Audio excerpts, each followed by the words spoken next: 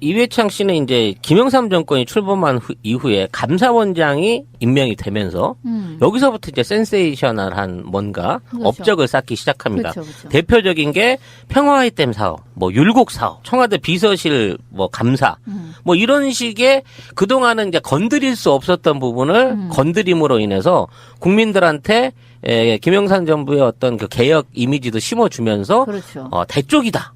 이런 이제 닉네임을 얻게 되는 거죠. 그래서 청와대와 뭐 기무사령부 같은 데를 전부 다 감사했었고 관련돼서 이제 천문학적인 부패 비리를 찾아냅니다.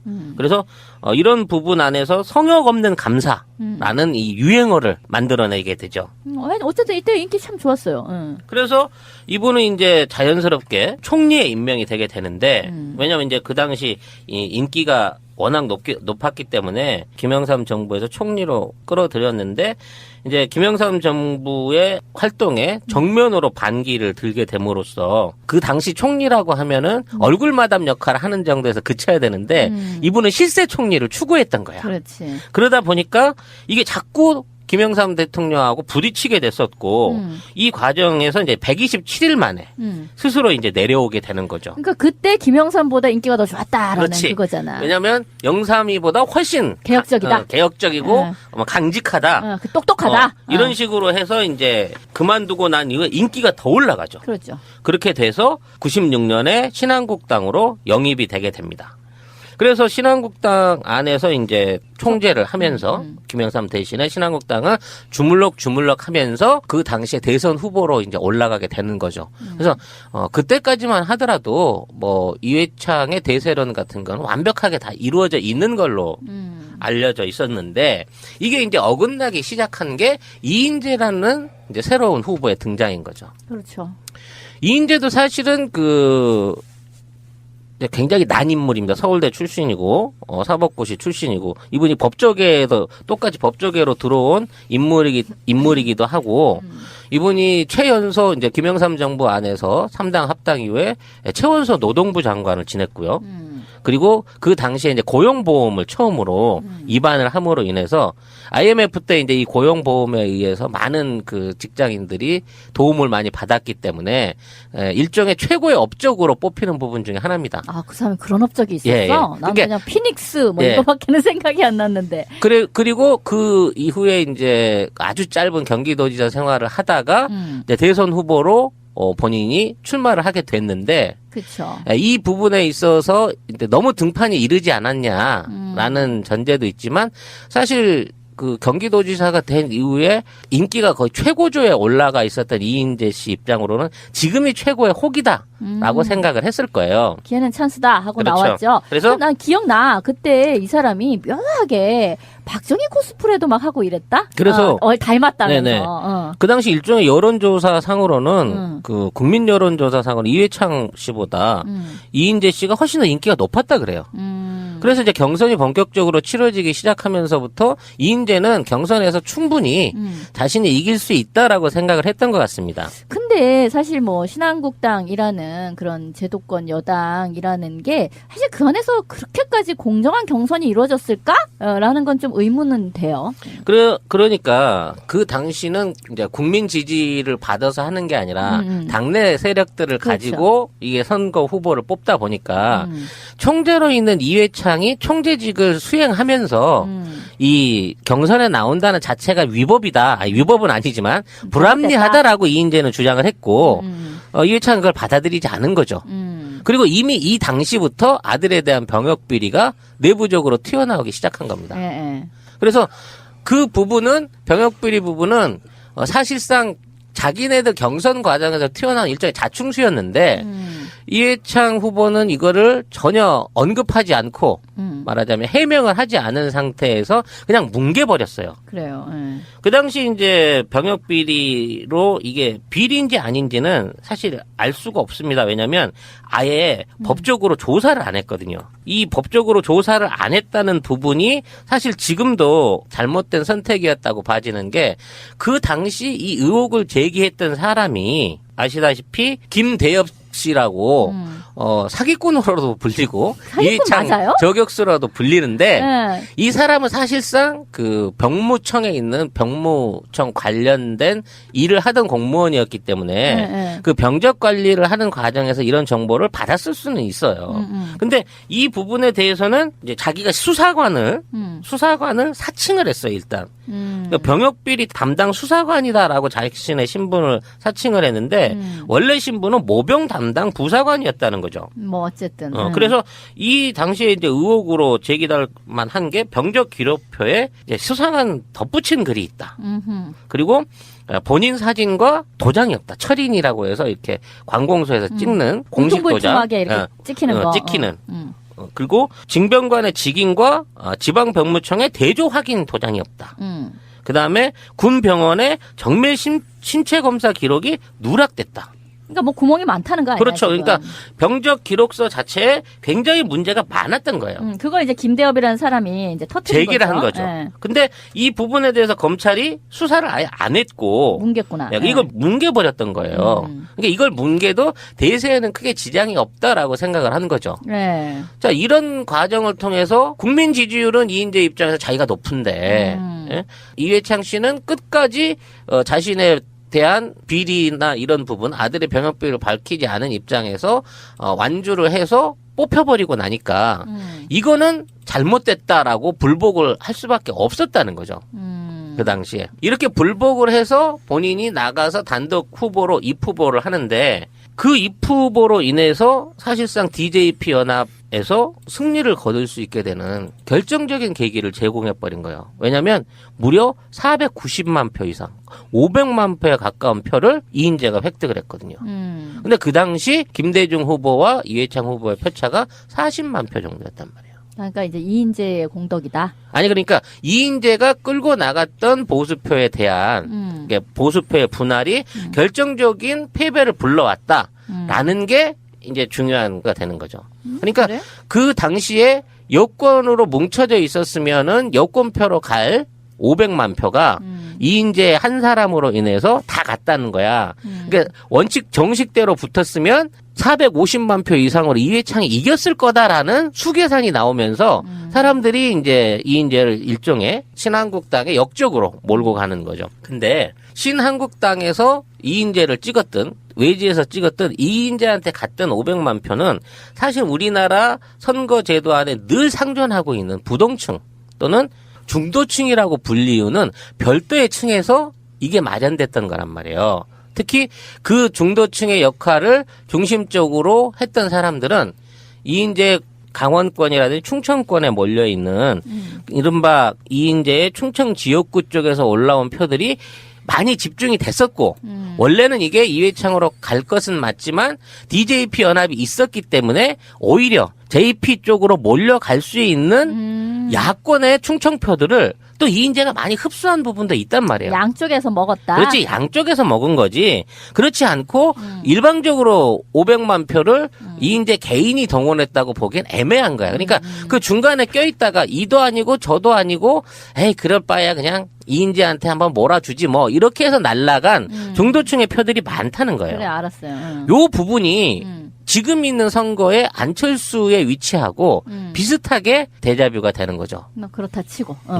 그래서 지금 안철수의 지지율이 뭐 15%, 16%, 19%까지 나온다고 하는데 물론 그걸 고지고대로 다 믿지는 않지만 최소한 안철수가 현재 획득할 수 있는 표 중에 대부분이 이른바 우리가 말하는 중도 보수표 또는 무당층의 표들 중에서 얼마만큼 일부는 안철수에 흘러갈 수 있는 부분이 있다는 것만큼 인정을 해야 된다는 그렇죠. 거예요.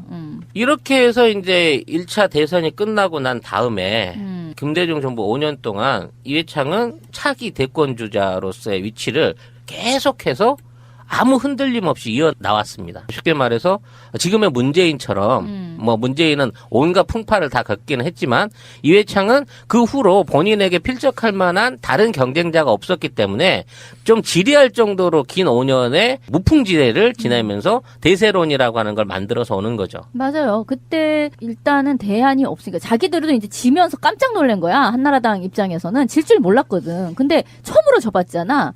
그래서 깜짝 놀라면서 근데 DJ에 필적할 만한 이쪽에서의 그만한 어떤 선수가 도대체 누구냐 없단 말이야 자기들은. 그러니까 그냥 이회창일 수밖에 없고 이회창을 중심으로 똘똘 뭉치자. 우리의 이 위기를 이회창을 중심으로 뭉쳐서 타개해 나가자. 뭐 이러고 있었던 거죠. 이제 그런데 한쪽에서는 이제 박근혜가 이제 곧이어 등판을 하게 되는 건데 어쨌든 계속해 보세요. 그래서 그 당시에 이제 대세론을 이어오는 과정에 문제점이 뭐냐면 국민과의 소통을 안 한 점이에요. 이회창은 그 당시에 국민들을 직접 만나거나 뭐 대외 집회 참석하다든 이런 정치 활동을 한 게 아니라 거의 거대 여당의 총수로서 굉장히 제왕적인 정치들을 꾸준하게 해오게 되는 겁니다. 그 과정에서 일종의 이제 이회창의 여러 가지 실책들이 일어나게 되는 거죠. 가장 대표적인 게 이회창 자체가 가지는 엘리트주의가 너무 드러나 보여버린 거예요. 어느 정도였냐면 당시 기자들을 만났을 때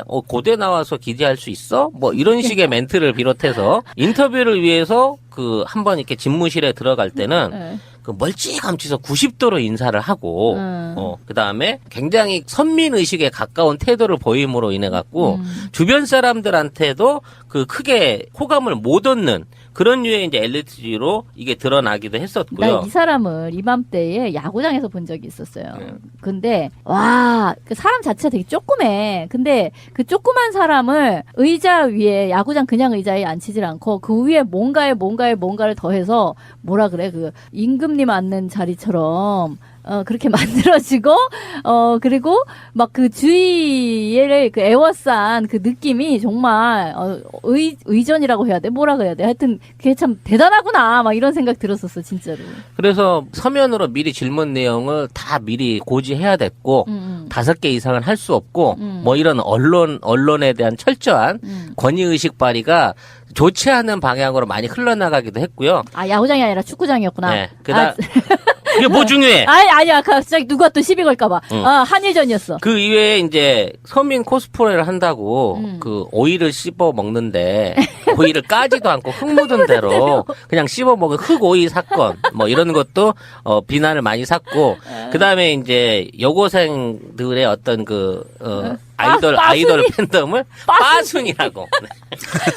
오빠 부대라고 해야 되는데 오빠 부대를 그냥 빠순이라고 하고 뭐 서민 체험을 하겠다고 러브호텔에서 자다가 뭐 모르고 잤다 뭐 이런 지금 이제 반기문이나 할 만한 엄청난 데서 서민 코스프레 쇼를 해서 표들을 많이 깎아먹은 거예요 결국은. 이 양반은 창자를 뽑아 씹어버리겠다가 최고 아니었어? 맞아.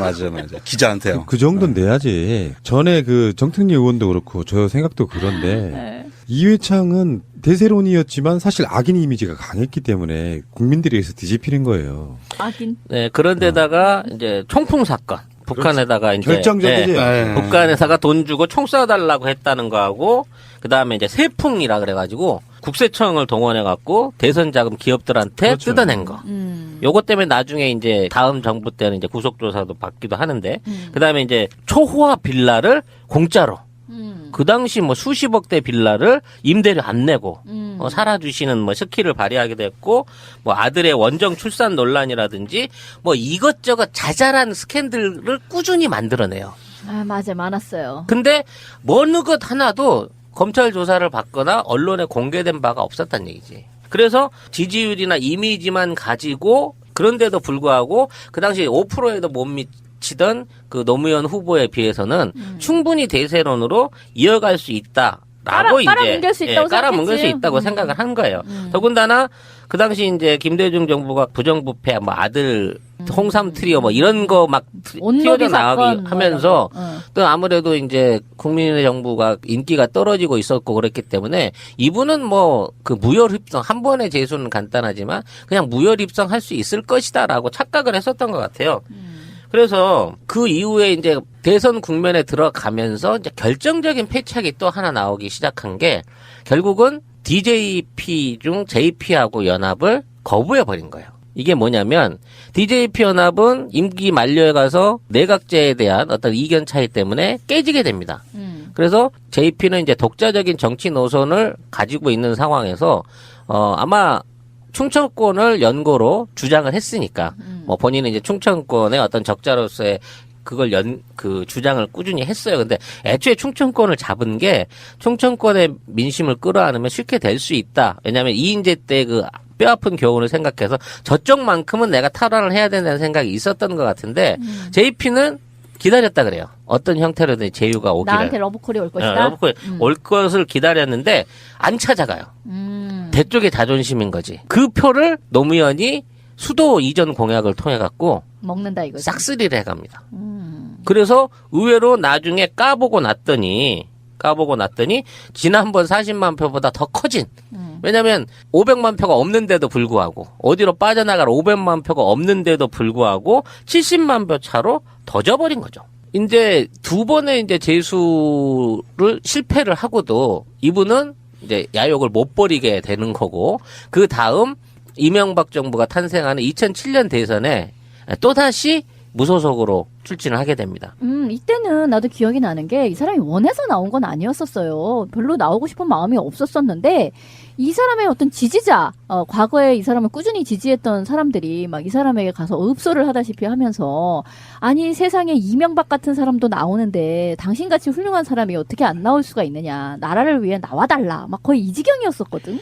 근데 이 보수 지지자들, 이게 보수나 중도 지지자들 중에 그만큼 이회창은 매력이 있는 대안이었고, 또 그 당시에는 또 박근혜를 찾아가서 3번 퇴짜를 맞을 정도로 이렇게 그 나름대로 좀 달라진 모습을 보여주기도 해요.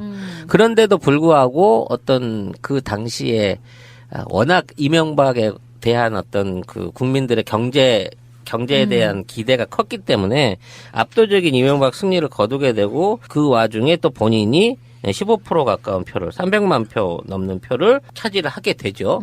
그래서 이때도 보수층이 아닌 진보나 보수로 갈려져 있는 중도층들은 이회창을 또 선택을 하더라는 거죠. 항상.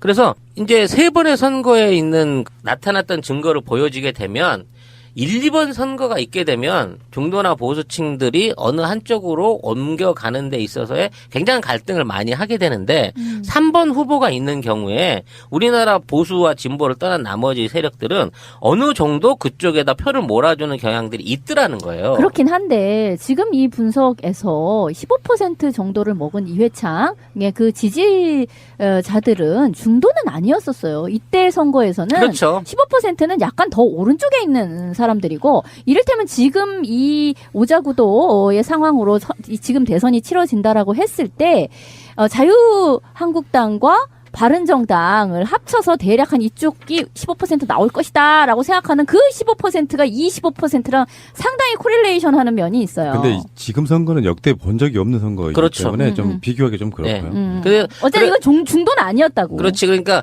지금 있는 표층 안에서의 표 갈림도 사실은 이제 더 민주의 절대적인 지지 우세가 예상이 되지만 그렇다고 하더라도 그 지금 2층에서 확보하고 있는 표수는 약 40%를 전후하는 정도의 전체적인 표를 갖고 있는 것이고 언제나 남아서 상존하는 약 15%에서 20% 정도의 중도 보수파에 대한 그 표에 대한 어떠한 방식의 대응력이 꼭 필요하다는 거예요. 앞으로 선거 전략에 있어서. 그래서 이제 반면 교사의 지점을 좀 살펴보자는 거죠. 일단 양쪽에 있는 인물의 어떤 도덕성이나 뭐 이러는 부분은 충분히 검증이 다 끝난 상태이기 때문에 그건 넘어가더라도 1차적으로 권위주의적인 엘리트 의식과 패권주의적인 당 운영 또는 정책 운영이 결국은 나중에 가서 그 조직을 떨어뜨리고 국민의 지지를 떨어뜨리는데 일조를 하더라는 걸 봤을 때 지금 이제 문재인 후보는 남아있는 대선 기간 안에 철저하게 겸손한 모습을 보여주게 되면 이회창하고 같은 구도의 길을 갈 이유가 없다라는 게 첫 번째 중요한 포인트인 거고요. 두 번째가 이제 묘하게 같이 아들 비리에 대한 부분에 그 내용을 살펴보게 되면 사실 이미 이명박 정부 때 검증이 끝난 사안이고 그 이후로 계속 박근혜 정부나 이런 쪽에서도 계속 2번이 넘는 감사를 통해 갖고 문제가 없다고 밝혀진 부분인 거를 다시 꺼내고 있는 거거든요. 여기에 대해서 적절한 수위에 증명하고 강한 역공을 펼쳐서 이걸 사전에 차단할 필요가 있다는 거예요. 왜냐하면 이게 사람들의 연상을 통해서 아들 비리 또 거기에 대한 배신감 이런 부분을 떨어낼 수 있는 적극적인 정치적 대응이 필요하다는 부분을 지적하고 싶은 거고요. 맞아요. 사실관계를 떠나서 소문이 나서 이게 이미지가 나쁘게 먹히는 건 선거에 치명적이거든요. 최대한 적극적인 해명을 하는 그렇죠. 것이 가장 좋은 방법입니다. 내용들을 보면은 법적으로 갈 수 있는 문제는 한 가지도 없어요. 그러니까. 확실히 털어오고 가는 것이 대세론에 있어서 가장 중요한 지점이라고 생각합니다. 그게 이제 현재 나올 수 있는 가장 유일한 그 유일한 위크 포인트인 거거든요. 마지막으로는 이제 정치 공세를 더럽게 펼칠 거예요. 왜냐하면 저쪽 애들이 써먹을 수 있는 카드가 없기 때문에. 그 하나죠. 인신공격부터 시작해서 가짜 뉴스나 그 특유의 모함이나 이런 것들을 막 던져낼 것이고 특히 지역주의를 자극하는 정치 공세를 계속해서 펼칠 건데 그때하고 지금은 민주당의 위상이 다른 거죠. 전국 정당으로서 위상이 다르기 때문에 지금 영남 출신으로서 호남에서 가장 높은 지지를 받고 있는 전국 지지율 1위의 문재인은 이회창하고 비교할 수 있는 구석은 사실상 없다라는 게 오늘 제가 얘기하고 싶은 부분의 핵심인 거고요.